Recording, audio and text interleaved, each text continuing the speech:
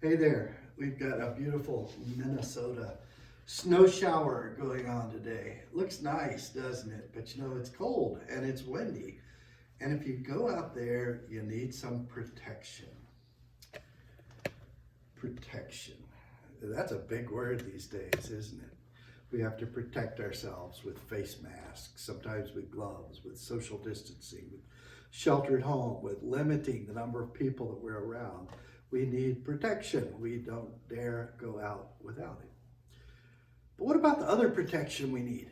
We're in a time right now when we need some spiritual and emotional and mental protection.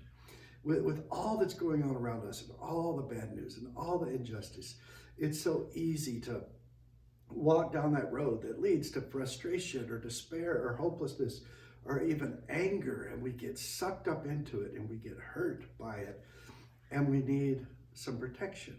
We can't just insulate ourselves from it. We can't just bury our heads in the sand and hope for it to go away.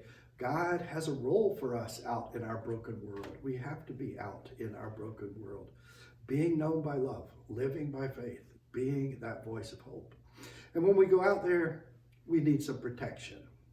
There's a great verse that we're looking at today in the book of Psalms, Psalm 119, verse 114. It says, "You are my refuge and shield. I have put my hope in your word."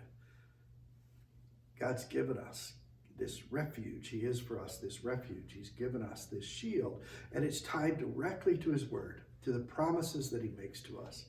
And so rather than remove ourselves from the problems of the world or insulate ourselves, we need to immerse ourselves in God's word, hear the promises he has for us, take them up as our shield, and then go out into the brokenness of the world and be that voice of hope and that voice of healing. So God's blessing on your day.